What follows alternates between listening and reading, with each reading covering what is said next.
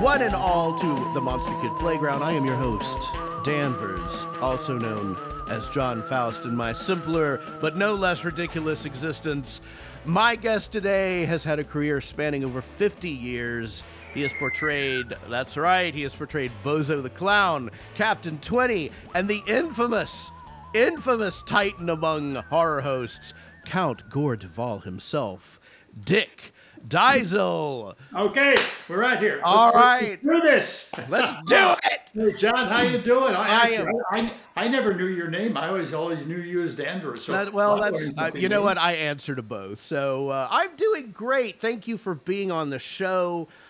You have, it's a kind of an embarrassment of riches. I've asked you to kind of like pop in and do a cameo on Demented features occasionally.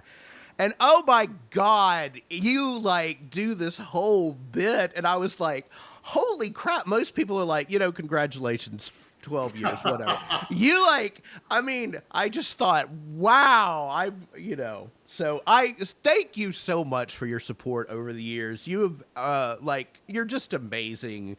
And I appreciate it. Of course. And so humble.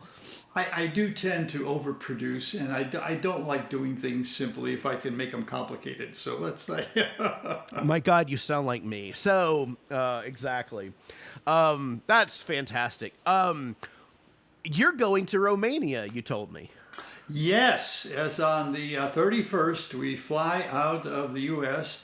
and we go nonstop to Frankfurt. Okay. Then we have a 4-hour layover there, and then fly to Bucharest. And bleary-eyed, we arrive in the morning in Bucharest, and hopefully we'll have a hotel room where I can catch up on the Z's, or at least try to get the jet lag thing here. But yeah, we'll be going to Romania. Actually, it's a heck of a trip. This is one of those things that I've been planning for literally decades.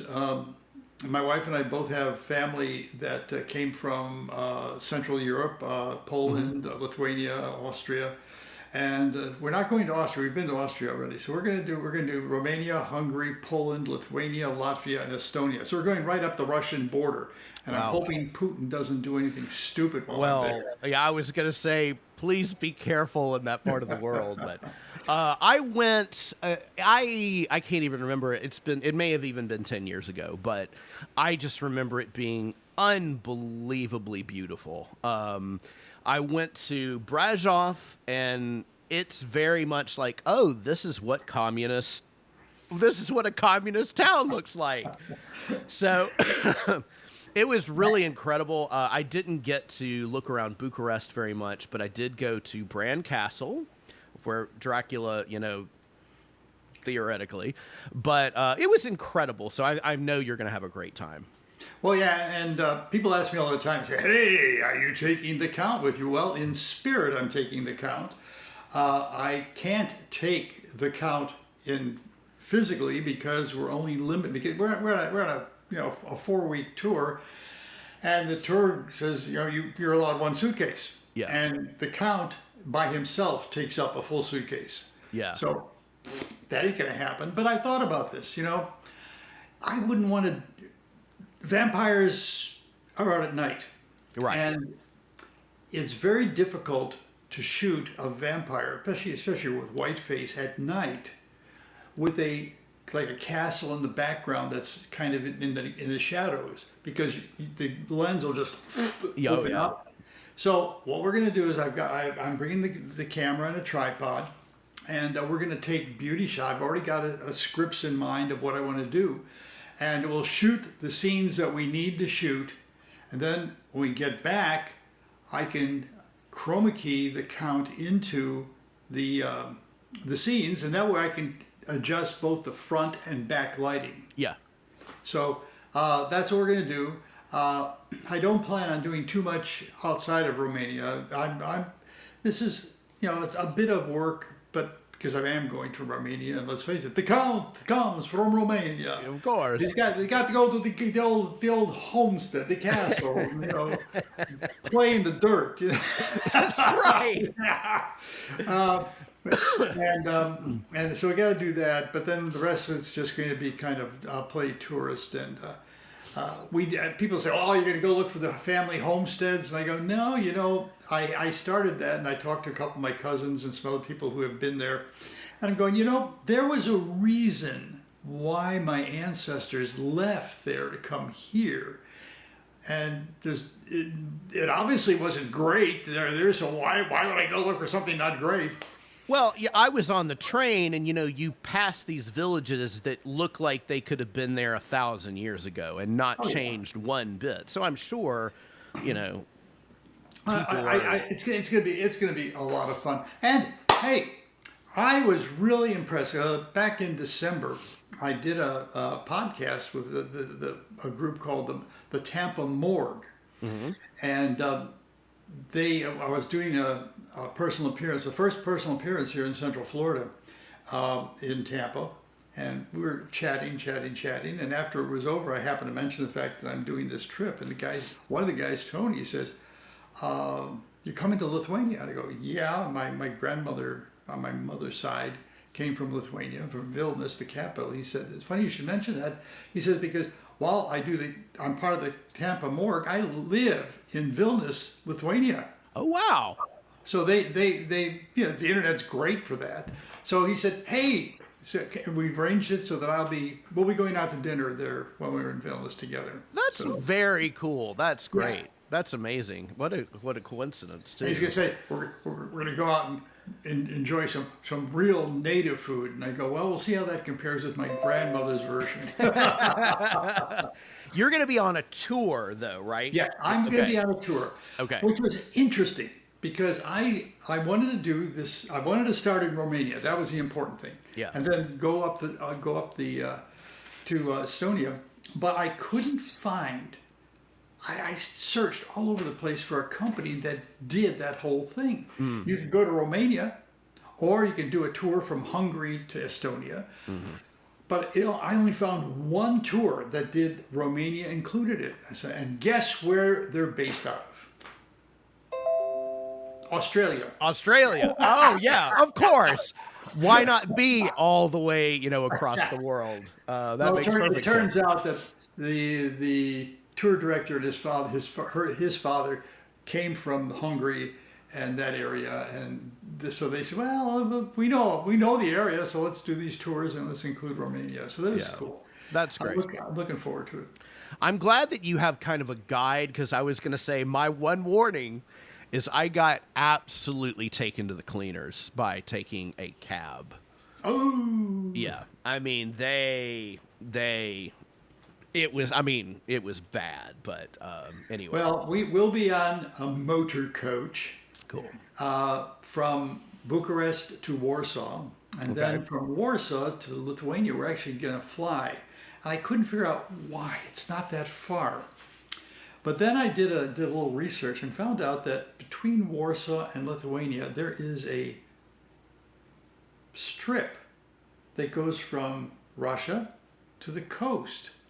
And that strip is owned by Russia.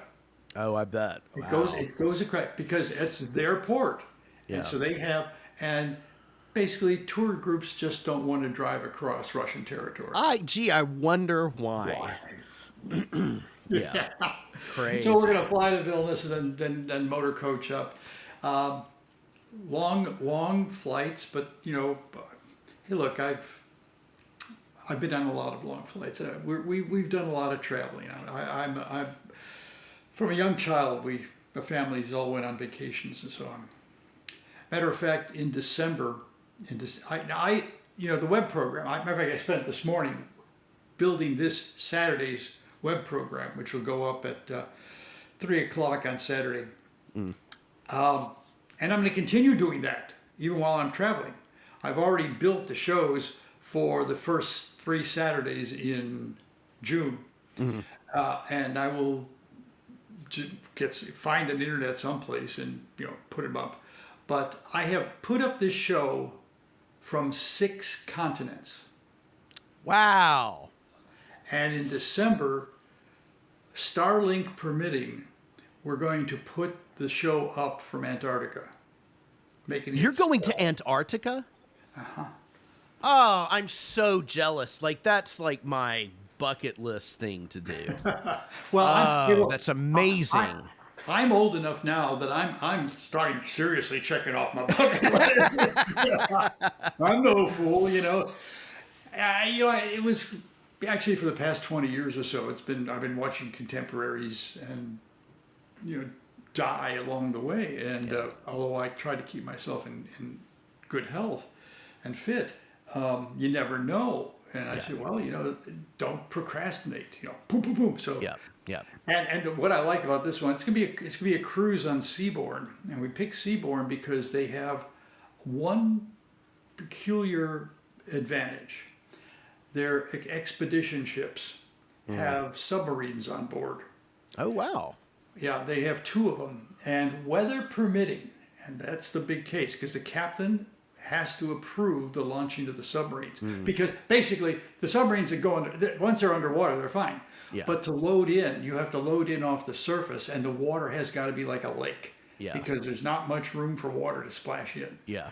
So, and these are cool submarines. They're like, they have 2 glass balls on either side. So you have 3 people in each of these, and then you have a pilot in the middle. And they're capable of doing 900 feet, although I was told that basically we'll probably be going down less than 200 feet. Yeah. Because there's not much to see. Let's face it, you're in Antarctica. I was really hoping we could go under some of the glaciers and see what's really underneath there. Yeah. Hidden cities. Yes. The hollow earth. And the nice thing about this is, if we get to go, they will do a 4K video of the whole thing. Oh, that's amazing. Yeah. So, that's really awesome. On to my prodigy. That's great. That's great. So, I want to talk a little bit about your career, if you don't mind. I'm sure you've talked about this numerous times, but look, never to me. So, go ahead and ask anything. Okay. So, no comment. Well, that's our show. Thanks for being on.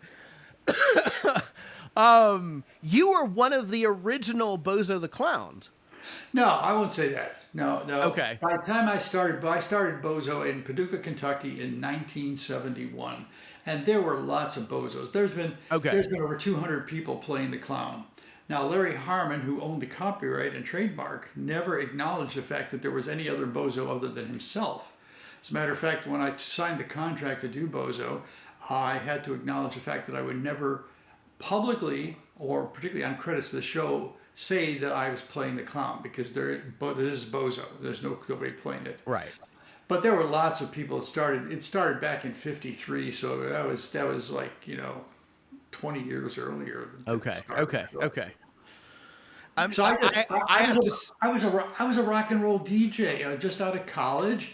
The manager said, "Do you want to be Bozo?" I said, "No." He said, "You want to cut your hair?" I said, "No." "You want to shave your mustache?" I said, "No." Yeah.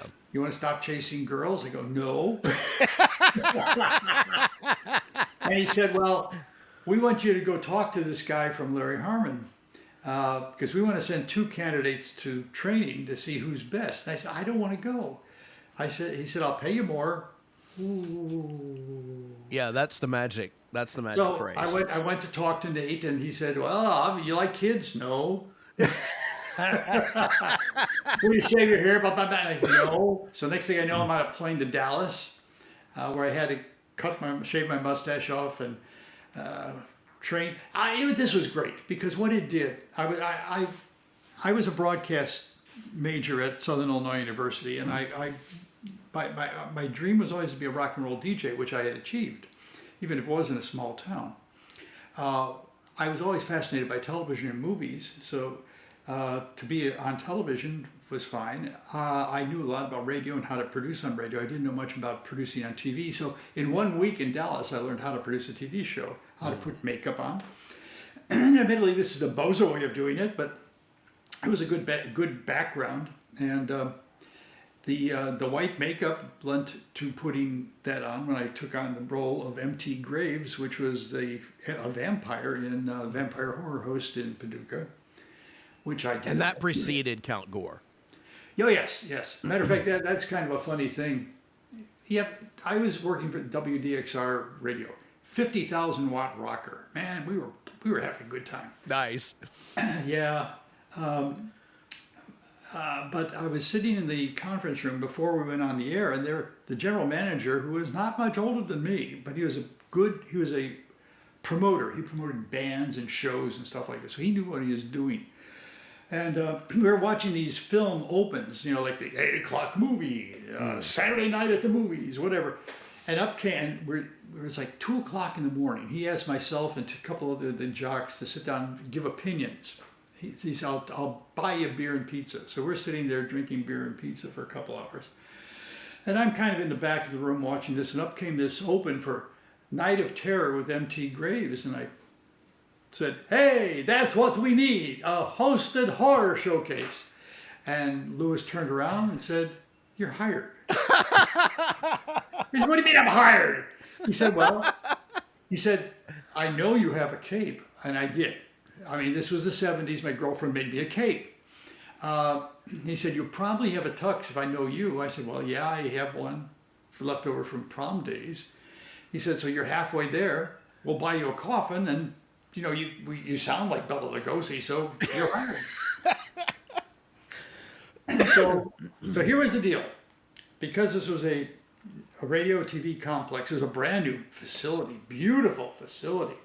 I won't say state of the art, but very contemporary and clean, and just really nice to work.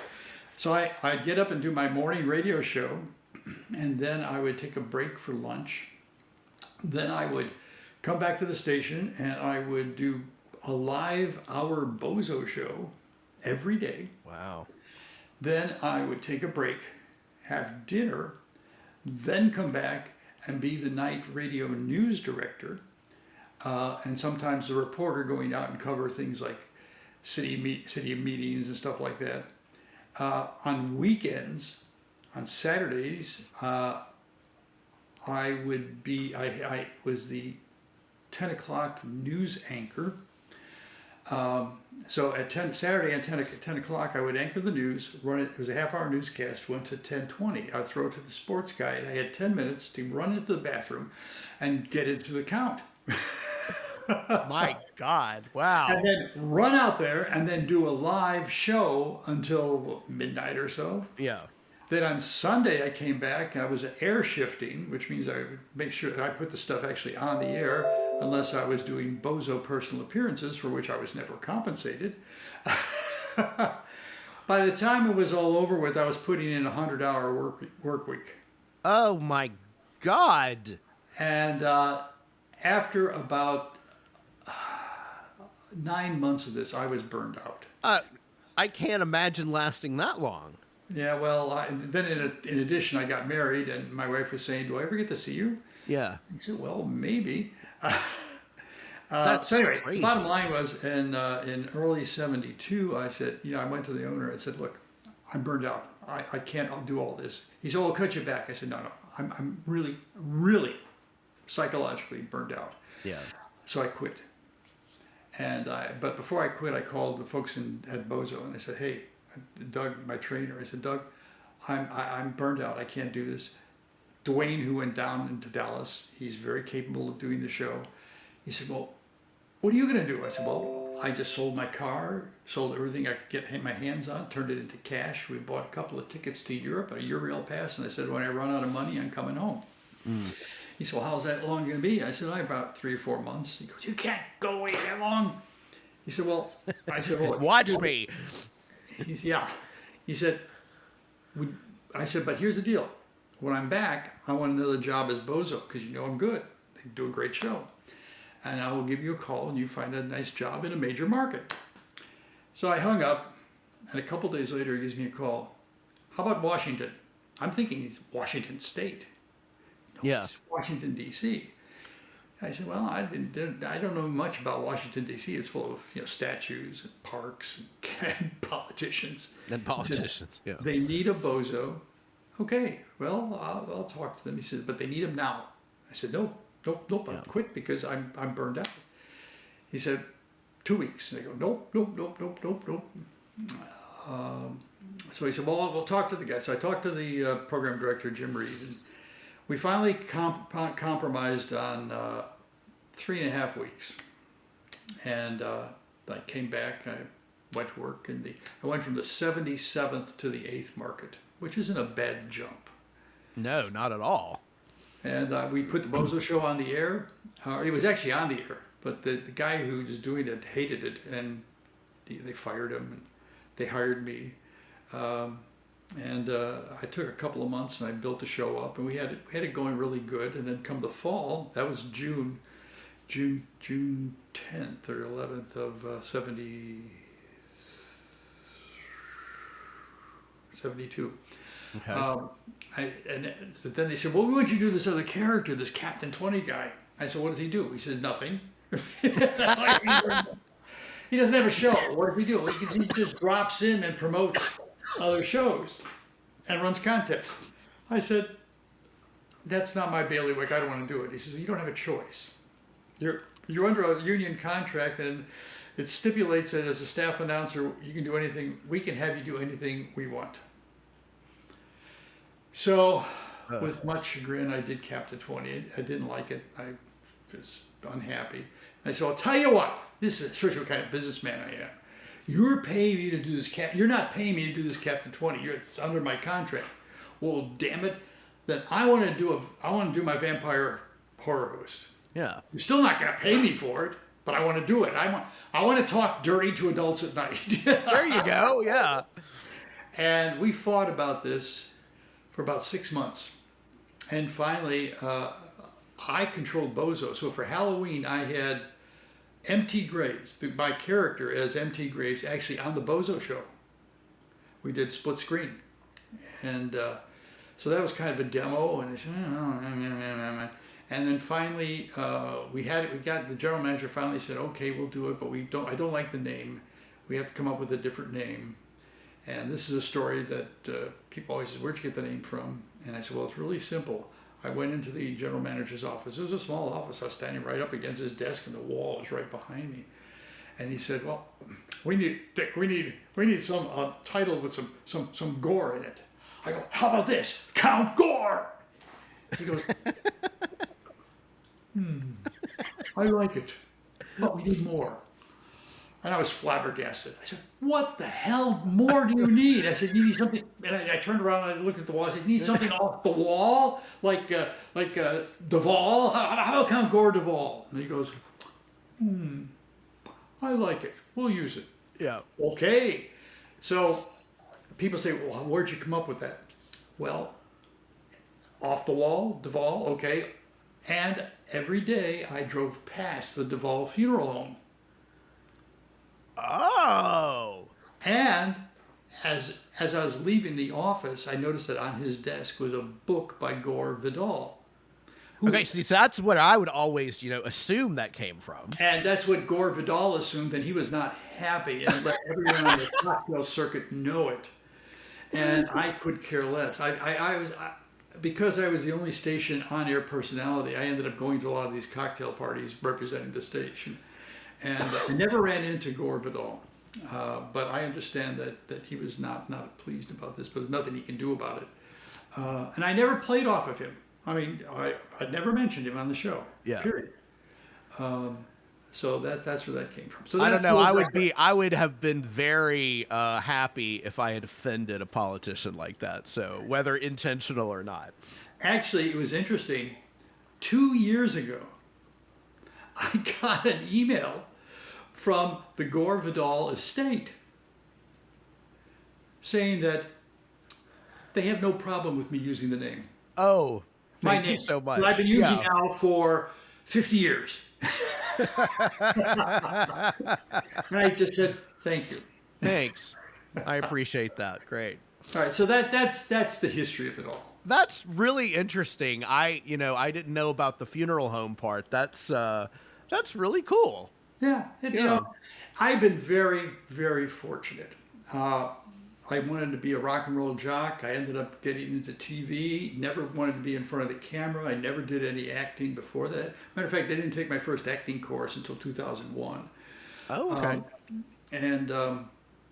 I found out that basically I have a natural instinct for improv. Oh yeah. So, which, by the way, I trace back to third grade. We were doing The Wizard of Oz in school, and a little third grade play. And I was the wizard because I was by far the tallest kid in the class. I've always been the tallest kid in the class. But I didn't have any lines. All I had to do was sit there, and when Dorothy and the Tin Man and the Lion and the Scarecrow came up, all I had to do was hand them props. Right. Except we got on stage. There's only one show, so we get on stage. And I'm sitting there, and I look down, and there are no props. That's happened to me on stage before. And yeah. I'm looking off to the side, and there's Sister Nun over there going. And I just turned to, and so Dorothy and them are over there, and I'm looking down, no props. I go, well, okay. So I said, so I started calling them up one by one, and I reached down, both hands, and as they got in front of me, I handed them something.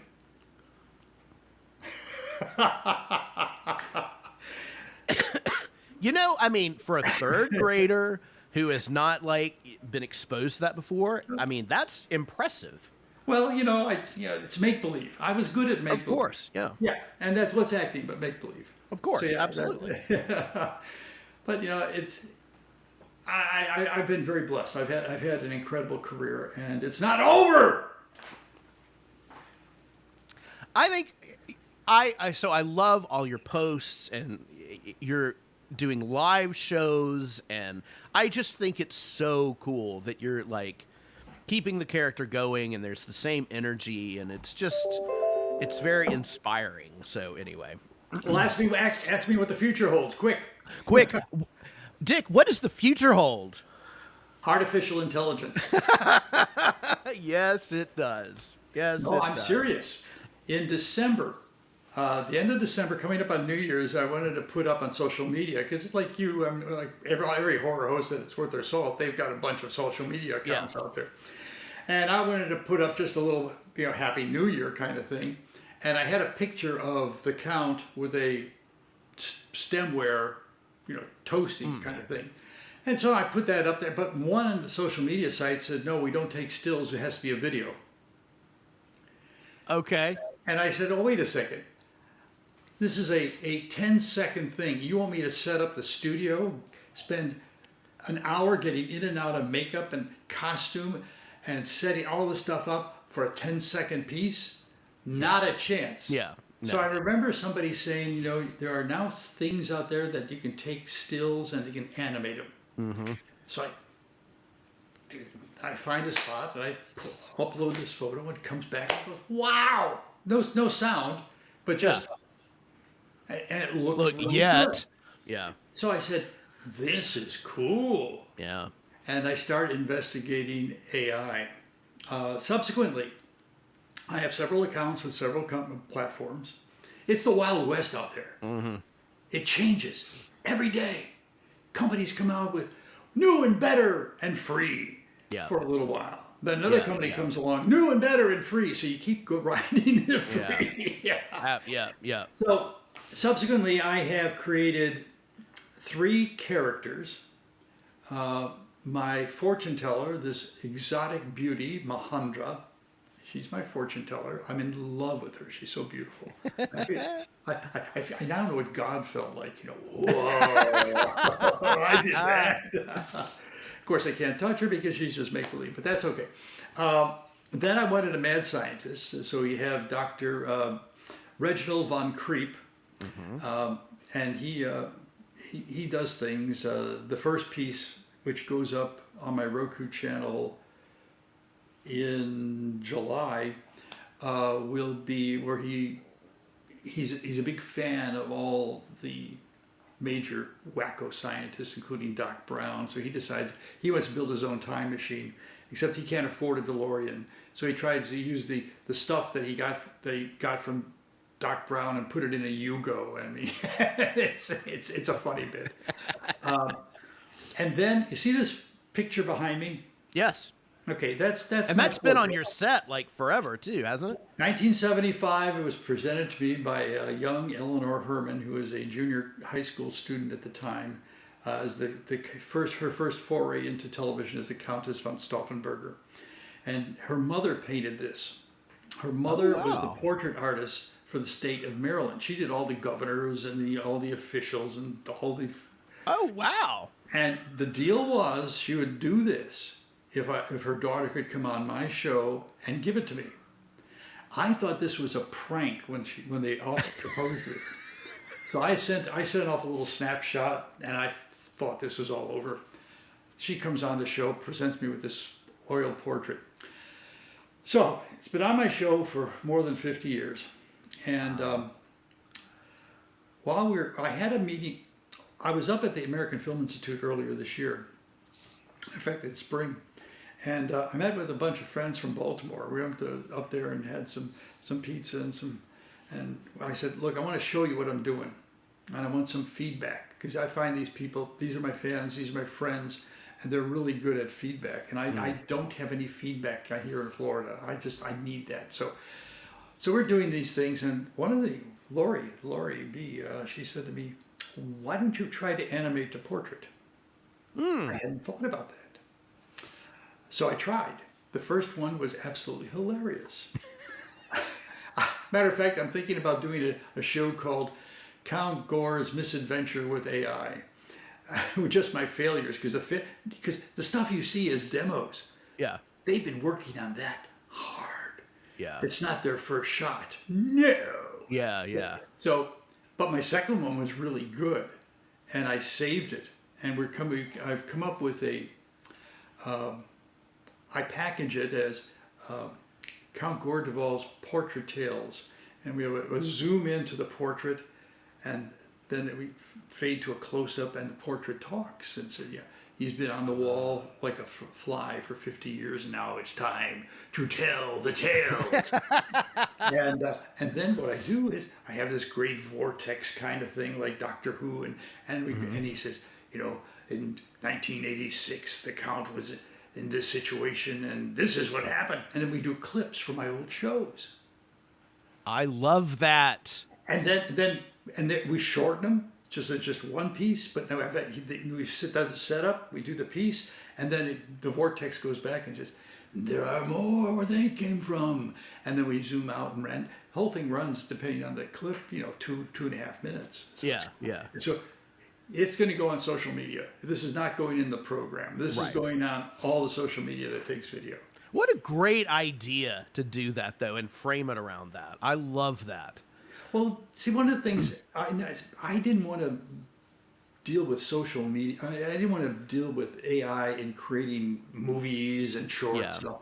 I wanted to incorporate something in my show, and this allowed me to put secondary characters and secondary things in there, and gives me a chance to write some different stuff and take new avenues. So I'm excited about this. This is like a whole new thing. This is like starting the internet thing. Yeah. Well, I mean, I'll tell you what. So I'm currently doing an MFA in television and screen film writing, and one of my questions when I started was like, what do you guys think about AI and how is that going to impact the industry? And they just looked at me deadpan and they're like, if you don't learn how to use it and use it as a tool, you are going to get left behind. So I used to, also as a voice actor, there's this stigma around AI and no question. But I've started to use it in my writing a little bit, like for outlines and just to brainstorm. And I mean, yeah, it's pretty effective and it is kind of exciting. So yeah, you kind of have to learn how to use it.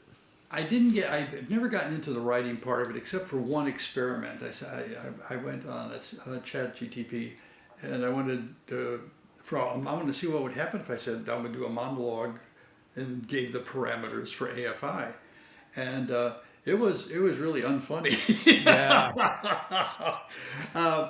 So I said, well, we won't do that. Actually, I used it and say, well, here's what the AI said, and here's what a real person would say, and so the comparison was really funny. Yeah. But but I just wanted to, and I'm not a writer.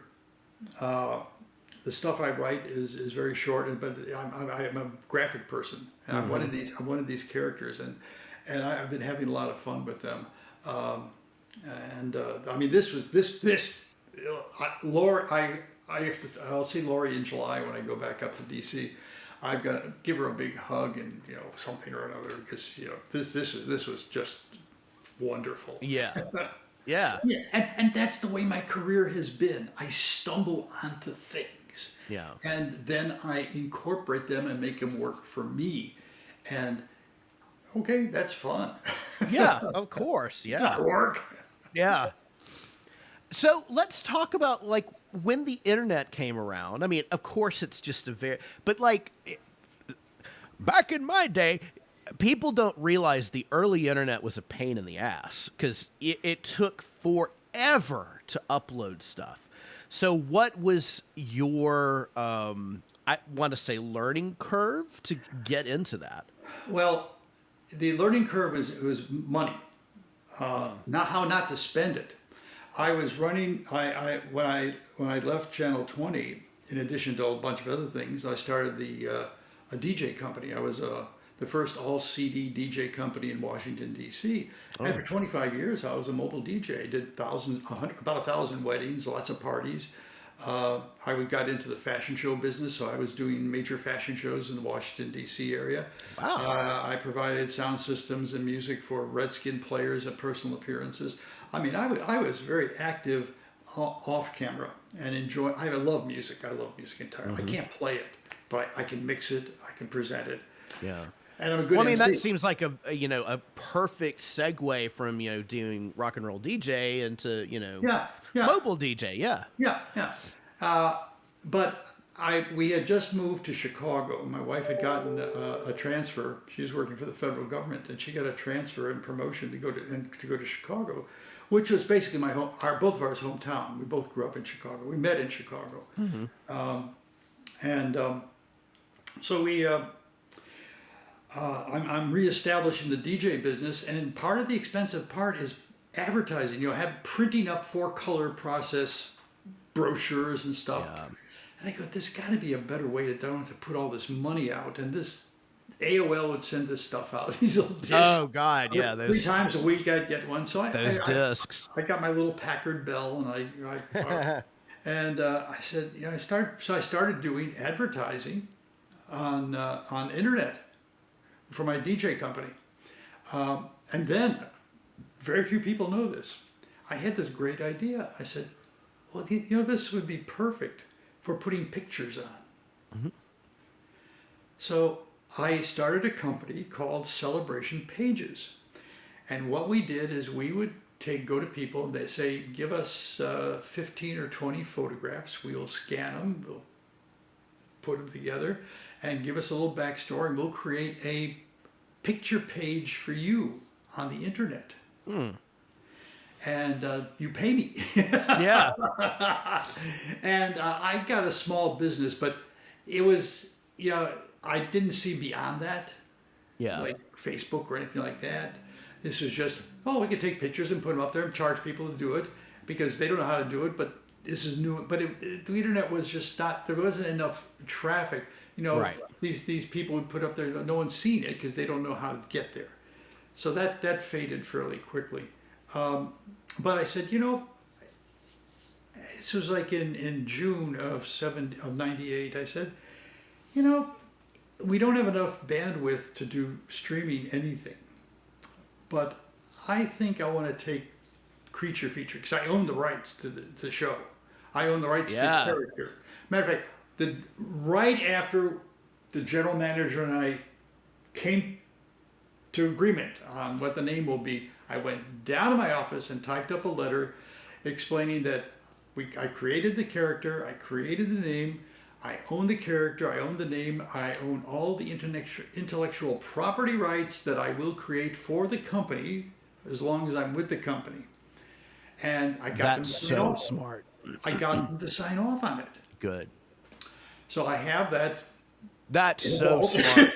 Because Elvira had to chip away over years trying to get her IP back. Yeah. That's Well, so smart.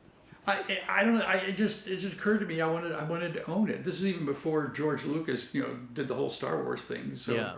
so anyway, I got that. So I said well, what if we can't do video? We can't even do audio at this point because they're 28.8 dial-up. But I said we can do it as text. So create it as the dungeon, which will be the main thing, and then we'll have different rooms. And in this room, you can go do a review of this movie. In this room, you can do of this record or this whatever. And maybe we'll do some text interviews. So that's what we went up with July 11th, 1998. Okay. By the end of the year, I had found a widget that allowed me to compress audio. And so I started going to what few conventions there were around the Chicago area and doing audio interviews with celebrities. And that I would put them on the web program. Today you're going to meet Dee Wallace, who did. Oh, wow. She was one. Or what's her name? Who starred in Last Woman on Earth? Betsy Moreland. Yes. Yeah. So did a bunch of those. So then by early '99 we're doing that. By the end of '99, Real Media had come up with a really high compression video thing. So we were the first video I did was hosting Flash Gordon because they were short serials, and I said no one is good. And the picture is only 160 pixels wide. I mean, it's a little tiny picture. But I said no one's gonna watch a movie. But they might watch a 20-minute short. So we did that. And then we just kept up with the technology as it went along. I want to ask you a question kind of related to that, because it's interesting you say Flash Gordon, because I'm fighting some asshole who is claiming that they own these serials. And it's like, no, it's public domain. But YouTube being what it is. Have you come across any of those problems? Because I know you on your YouTube channel, it's more of just your promos. You don't have full stuff. And that's why I don't do YouTube. Yeah, I don't blame you. YouTube for me is a problem because I don't have time or energy to fight them. Yeah. Over things. Yeah, and it's ridiculous. So I mean, I did a piece that I put up there. I had composed and composed and recorded off a synthesizer some music, and they flagged me. Oh my God! Yeah. And they said, "Prove it's yours." I said, "Prove it's not." They said, "Well, we got a complaint," so they win. I said, "That's not." Even today, when I do a live hosting for the American Film Institute. I will do a promo and I'll include the trailer, and they'll flag the trailer. They said, "Nope, you can't do that." Yeah. And I go, "Yes, I can, because AFI, I'm working for and with AFI. They have paid for the showing of this movie, and with that comes the rights to the trailer." Yeah. They never acknowledge this. They just let the 7 days go by. And I'm going, so I just decided I'm not going to, they actually hit me with one. We did a Christmas thing. Someone claimed that the jingle bells and the sleigh bells in the background were their sleigh bells. My God. Yeah. So one of the unintended side effects of becoming a horror host is I have become this just unbelievably passionate advocate for the public domain. It's just, I'm like, you can't do that in any way. Well, the problem is it's Wild West, and anyone can claim anything. And if you get to it first, particularly at YouTube, you win. Yeah, yeah. And so I said, I'm not going to do this. Every week I put promos up, and frankly, I don't have a channel per se. I just put them up there. But in the past 6 months, I'm getting viewers like I didn't believe, and I'm going, why are they watching this? There's no program content. It's a 2-minute promo. And they're going, some guy just yesterday says, "Man, you're a national treasure." Okay. Okay, I never thought about that. So, no, I I use Vimeo as my source, my servers, Yeah. and I just stream through my own website. Yeah. I don't do any now with the portraits. I am going to put them on YouTube, but everything on there is either public. And music is what gets you. Music is what gets you. Yeah. And it's the same music I use on my promos, which they don't argue with. So, bingo. So I'm going to put the portrait tales on there, and we'll just see what happens. Yeah. But I know I'm about to do in July. We're doing Return of the Living Dead at the AFI. Nice. And I just finished the promos, and I know I'm going to put it up on YouTube. And they're going, you can't do this. And I'm going, brains. Yeah. Oh, YouTube. Ugh. But you know, they own video. Everyone knows YouTube. Yeah. Yeah. And I mean, that's kind of the thing I had to come to peace with. It's like, if I'm going to find an audience, that's where it's going to be, because it's just, I don't have your name, and people aren't going to seek me out to be like, oh, let's watch Danvers live stream. It's just not going to happen. So, well, I'm going to be honest with you. I don't follow my analytics, and I don't think the show does as good as I think it does. Yeah. Because I don't care. Because I do this. Why do you do this? This is my creative outlet. And I feel exactly the same way. I do it to satisfy myself. I've been around long enough, and I've saved, and I've had some good investments, and my wife had a good career, and so I don't need the little bit of money that I bring in from merchandising sales. You can still buy stuff. See this T-shirt? Really nice.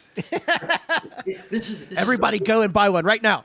This is the Florida version. It's gray, so you can go out in the sun and not be roasted. That's right. But anyway, so yeah, it's what I like to make. I want it to be a success. And I like the presence. It's an ego boost. There's no question about it. I don't do that many conventions anymore. Primarily because Florida is so damn far away from everywhere else in the world. Yeah. I mean, literally, to drive up to D.C., it's a 2-day drive, and it takes more than 6 hours to get out of the state. Yeah. I'd love to attend some stuff, but I mean, I'm in Houston, so I'm in the same boat. It's like, I can't justify, taking the time off and the money and all that stuff. So yeah, there's this great 1-day free convention in Norfolk, the Tidewater area, and Monster Fest. I've been there a couple times when I lived up in D.C., but I said, there's no way I can drive 2 days up there and 2 days back for 1 day in a library. Yeah. Yeah. Yeah. So I don't do as many conventions as I would like to. I'd love to get together with I love to get together with the other guys and gals and have chit chat and so forth and so on. But it's just too expensive. Yeah. Yeah. But I mean, I'm like you. It's like I've done theater pretty much my entire life, but I'm about to turn 52. So life.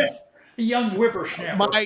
I wasn't going to say it like you were like 1972. I was born in 1973, but I didn't want you to reach through my screen and slap me. So I'm trying to find those creative outlets. It's like, this is what this is for me, and I love it, and I'm not in, God knows you're not in for the money, but it's fun, and I love horror movies, and I love doing this stuff and finding those layers of what makes my character and my show unique. And I've fallen on my face many times. I'm like, well, that doesn't work, but that's fine. That explains how you look. I mean sorry. From your ear to God's mouth. Let's get together, folks. This is what we do. This is exactly what we're nice to each other, except. Okay, here's a question. Okay. So when I was watching the Netflix Sabrina, did you know they were going to say your name? No, I didn't. Oh my God! I didn't find out until several weeks afterwards when people started talking about it online. And then I went into, while I was doing radio, I was a reporter. I had a journalism minor. So I started putting my reporter hat on and started figuring out how this came about. And it took me a while, but I finally found out that there was this associate producer who worked on the show, who worked on a movie, a short film that I had shown on my web program a couple years earlier. And she was taken by whatever I did, and she wrote that into the script. That's so cool. That's amazing. And that, which is another thing, by the way. This, for even when I was on television in Washington, there were no tape movies. Right. People would bring in their 16 millimeter films, and they'd say, "Could you show it?" And I'd look at it, and if it didn't have anything that the FCC would clamp down on, like nudity, we would show it. And I love showing short films. Matter of fact, as soon as we hit the internet, I started hitting my contacts, usually at the conventions where they had film festivals. Yeah. And getting names of producers, and directors. And so we always have a short film running. Matter of fact, I just was talking to two filmmakers yesterday. One guy came back and said, "Oh, I know who you are. I never thought you'd call me." Okay, yeah. "I like your work. Can you show it?" "Oh, yeah, here, show it." Here. That's great. Yeah, I mean, so I'm tired of just the same old public domain films that everyone else is showing. By the way, that's a funny thing about YouTube, because I know I do watch YouTube, and I do watch other horror hosts who are showing non-public domain movies on YouTube without a problem. Yeah. Yeah. But if you show a trailer, or you have some jingle bells in the background. Yeah, it's crazy. My season finale is The Man Who Laughs, which I've scheduled for June, because I just kind of like record them, edit them, put them on YouTube, and schedule them when I want them to go, and then I don't have to think about it. Sure. So The Man Who Laughs, like the last moment, it's like, I want to say it's a thunderclap or something. And somebody said, "Oh, that's our music." And I'm like, "It's not even music." So I had to like go through the thing, and they're like, "Oh, we'll let it go." And I'm just, I hate it. Well, so. I for the first time had problems with Vimeo last year. Yeah. And they said, I have this animated open that a fan sent in to him.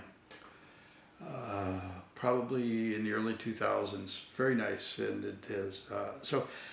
And I used some music that I used for the show, that we had used at the show open for Creature Feature on WDCA and TV. Mm-hmm.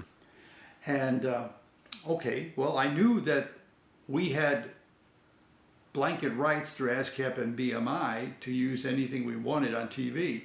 We paid for that. The station paid for that. Yeah.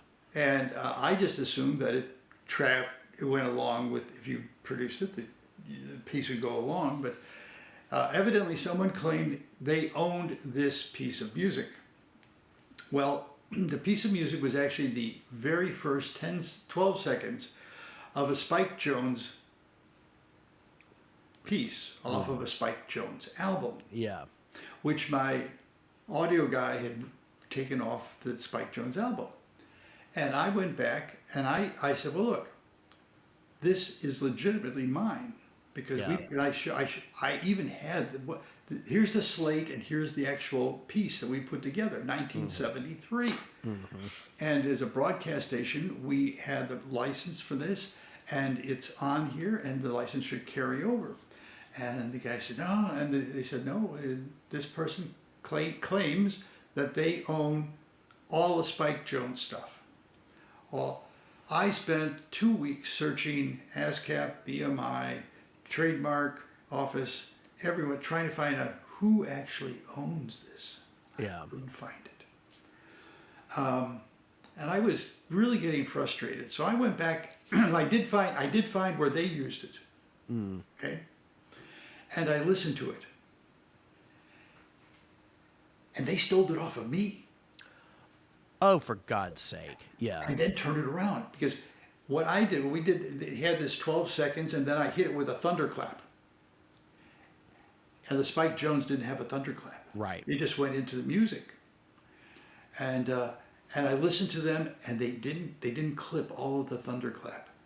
So you listen to it, goes a little bit, going, son of a bitch. Yeah, that's so shady. And so I said, look, I went back to Vimeo and I said, here's the deal.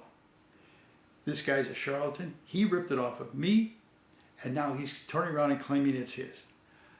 And they said, well, we're not going to get involved with a dispute. You'll have to get lawyers and work on this, but we're going to go with him. And I go, fine. So they flagged me. They flagged 12 of my movies. Now, this Open was on every movie, and I've got 250 movies up there. Oh my God. So they only flagged 12. So I went to a friend of mine. Matter of fact, the guy who did the audio in that 73 session, and he's now. I said, Skip, you're now into video. Give me a high-res version of the Open. Really cool. And then I found a piece of music that I own. I bought the package of music. I own it, and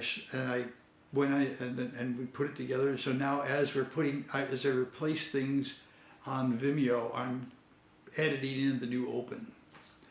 But it's gonna be a years and years process. Yeah. That's so. Yeah. But you know what? Okay, it's a pain, but the new video looks better. Yeah. I like the music that we're using now. Yeah. It's much more contemporary. Instead of using stuff from last century, we're doing stuff from this century, and that bothers me a lot. You know, I keep talking about that last century. It sounds like so long ago. Yeah. Yeah. So anyway, we share the same. We all do. Yeah.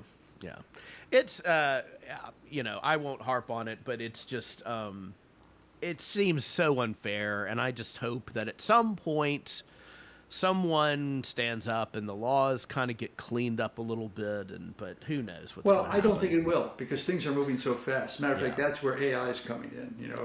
The whole thing about. Give you an example. I was on this one platform that I use primarily for the close-ups with great lip sync. Okay, and when I was creating the Dr. Von Creep, I got the graphic. I used all the prompts and got the graphic that I want and saved it. And then I went for one of their voices. I was going to use one of their voices, and it was Dr. Von Fusion. I said, it's great. I used that. I started producing stuff with this voice. And then I went one day, and I couldn't do it. I go, what's wrong? So I contacted the company, and they said, well, it's no longer available. And I said, well, wait a second. You made this available to the public. I've got this now library of material using this voice. Now you're telling me I can't use it anymore? Oh no, you can use what you've done, but you can't do it anymore because we don't own the rights to that voice anymore. Oh, God. He said the voice was created by one of our employees. He left and took the voice with him. So he went to another platform. Yeah. So I found out what platform he went to. And sure enough, there's the voice. So I'm now doing the voice over there and taking it over to the other one to sync up. Wow. But, wait a second, there's an asterisk next to the voice on this other platform. They only own it for 180 days. So I'm scrambling to get as much done in that 180 days. I mean, it's the Wild West. It's crazy. Yeah. It really is. Here's another one. You ready for this? I tried to clone the Count's voice. Okay.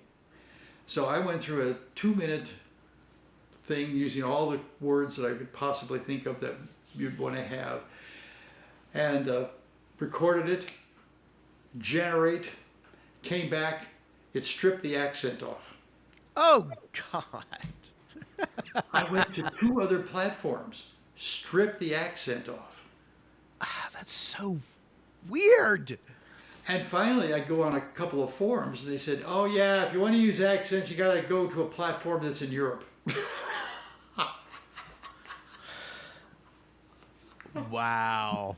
So I can't even clone my own. I can't clone Gore's voice because it'll be sound like just like me. Yeah. Yeah.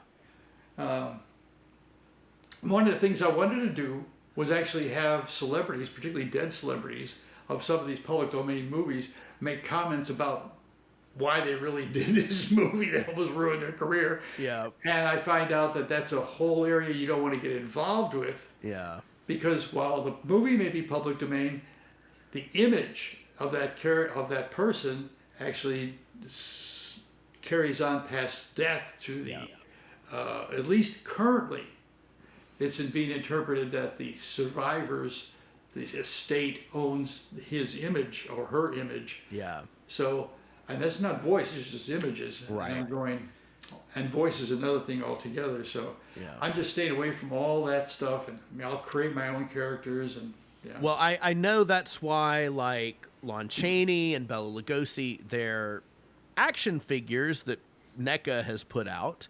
It's like they've got a big stamp on it saying, you know, Bela Lugosi, something about their estate, and same thing with Lon Chaney. It's like I'm sure those families had to give their permission to give their likeness. So, you know, Yeah, even well, that I understand, and I have actually done a couple of Bela Lugosi things with the Count for my own benefit, just as a practice.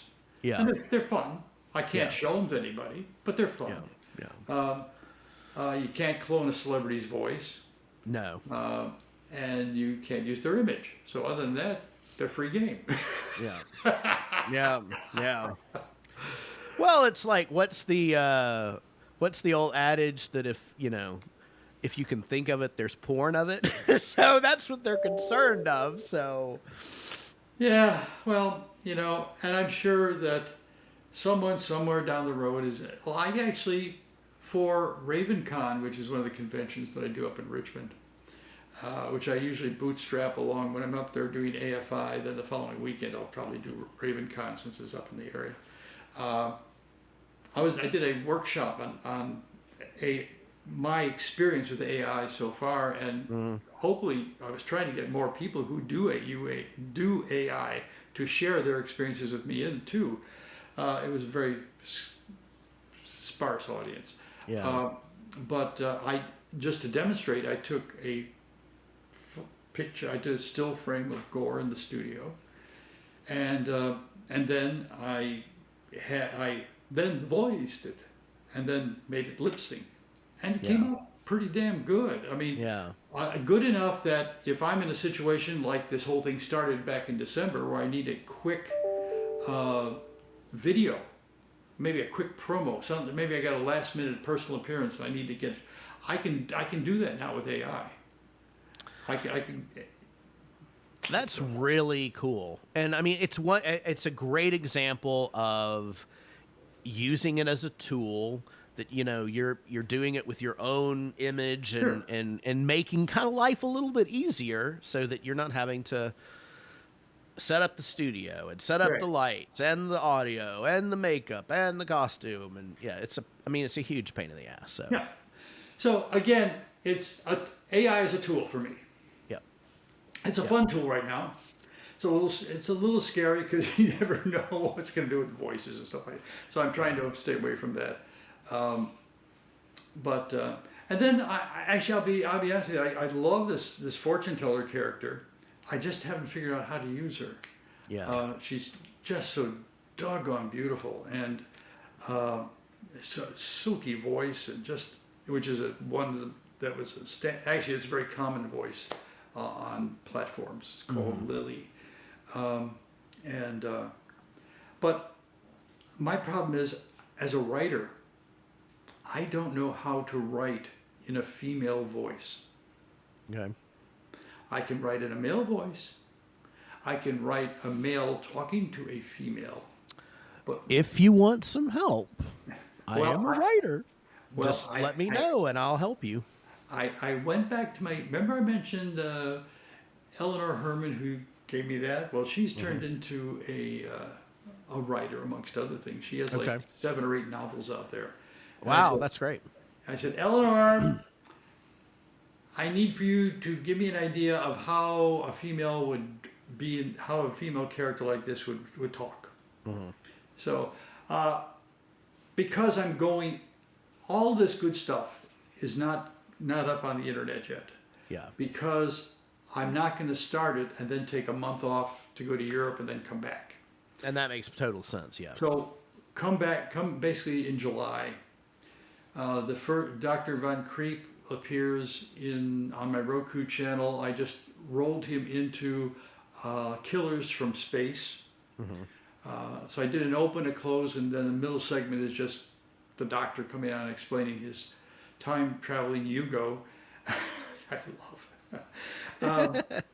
And then I have now about 10 of the portraits. I'm going to get about 30 done. And then I'm going to start whapping those up on YouTube and other social media. That's great. I want to get beyond just being a horror host. Several people I know, well, several other horrors. Sally, the zombie cheerleader, she's got a fairly big presence on social media. What's his name? Her mentor, Mr. Lobo. Oh yeah, yeah.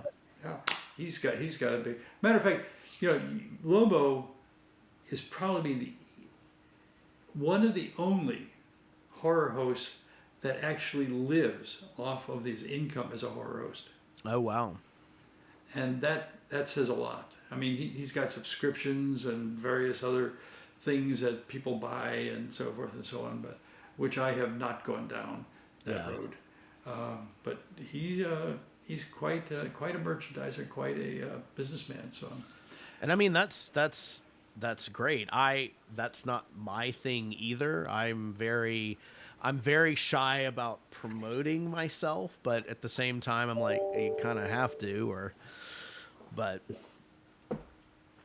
yeah, it's not me either. Matter of fact, I still promote my Roku channel as commercial free and no subscription. Yeah. So, I will, when we list this, I'll of course have all these links, but tell us where we can find you. Tell us your YouTube channel and all your fun stuff there. The first place to look is countgore.com. I mean, that's my domain. That's every Saturday night. It changes. Right now, we don't have that many. At one time, we had like 10 contributors, but I've cut back on that. Basically, we have. Let's see. I'll give you an example.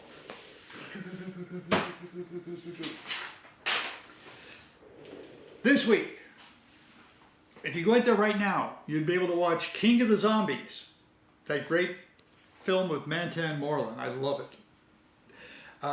We have an interview with Fallon Maressa.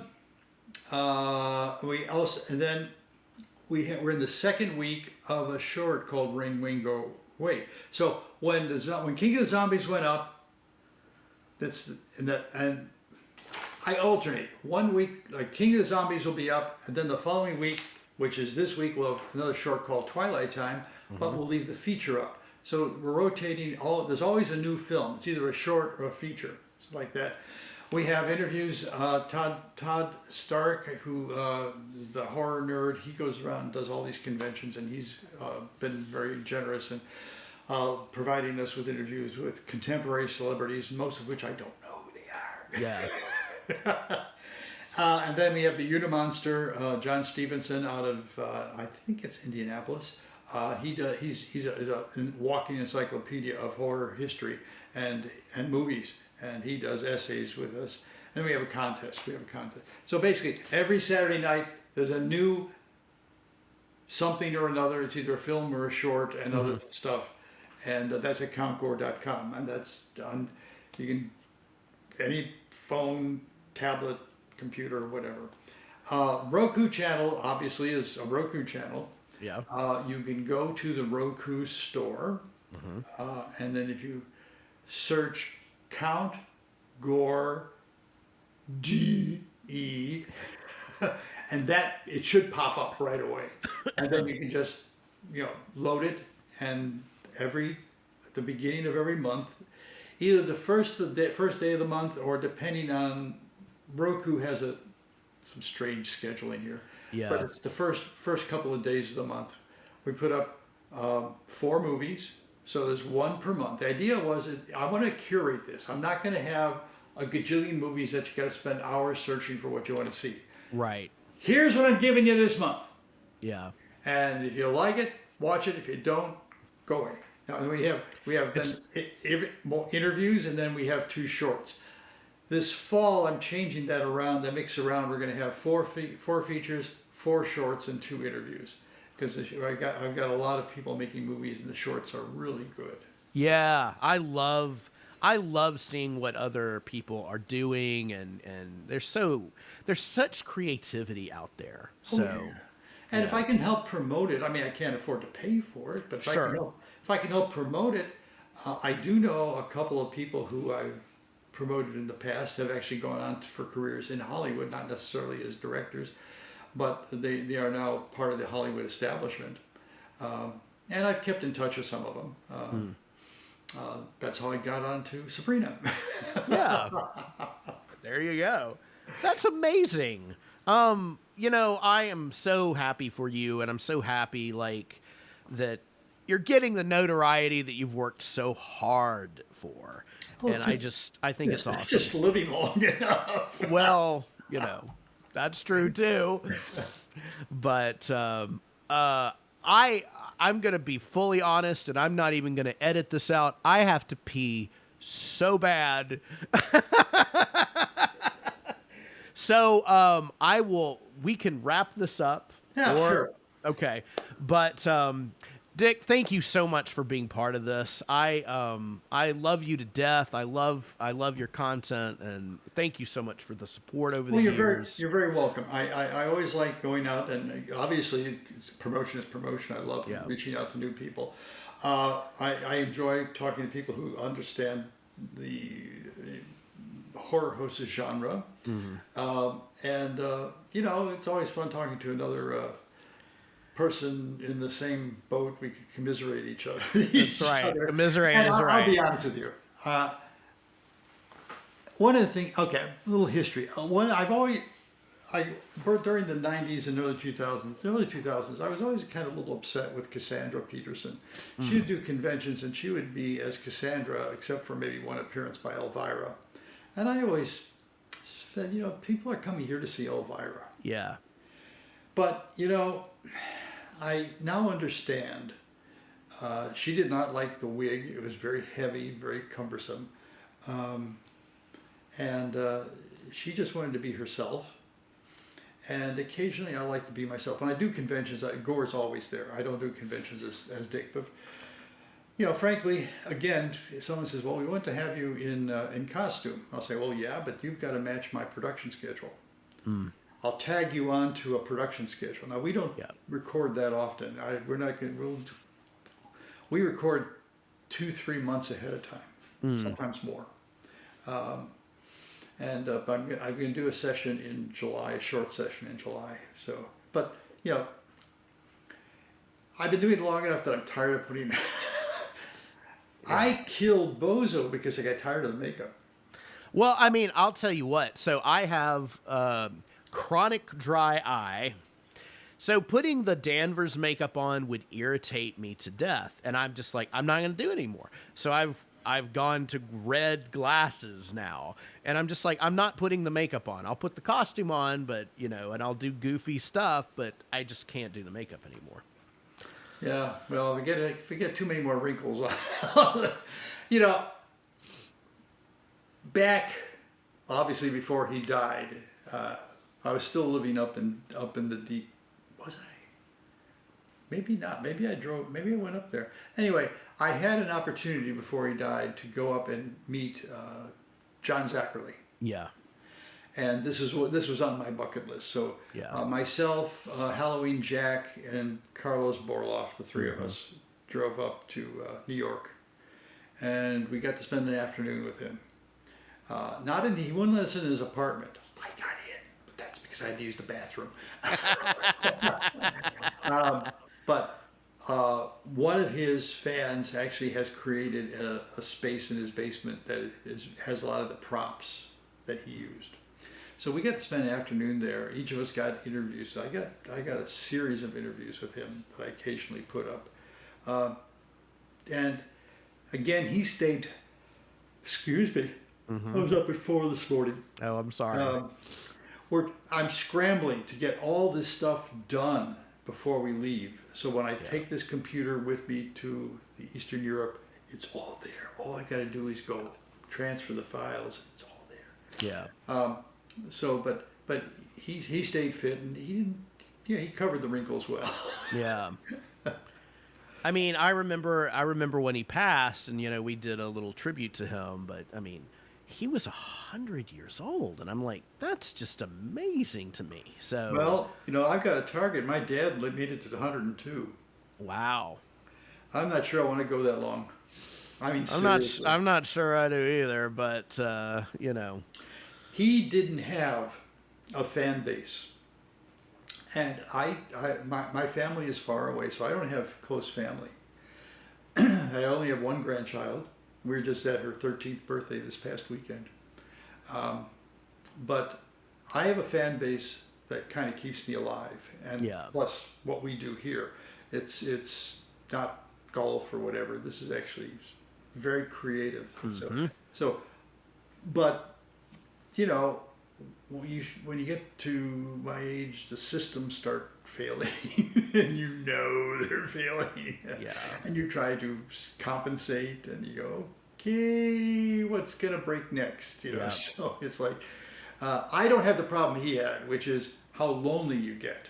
Yeah. Yeah. On his 95th birthday, he was saying, everyone I know except family and has died. And I don't have any close family, so it's very lonely, and I see that a lot, and I'm glad that I'm lucky that I do what I do, and I appreciate the fact that I can count on the fans to give me enough energy to keep it going. Yeah, yeah. Well, I think you're fantastic, and well, thank you. I think you're pretty good too. Well, thank you so much. I have a lot of fun. If nothing else, I have a lot of fun. And I hope that, we can meet in person at some point, either at a convention or, I'll just crash your house sometime. Who knows? Well, they keep posting this one picture from 2010 when we were at Horror Hound Weekend where he had 100 horror hosts. Oh, yeah, yeah. And I said, well, we can do this again. I mean, I met a skeleton who is the host of schlocky horror movie in Australia. Oh, wow. And they sent the skeleton. I went and visited them in Australia. That's amazing. They were out of production, unfortunately. Yeah. We had dinner together and had a great time, comparing various aspects of American hosting and Australian hosting. So all right, I'm rambling on.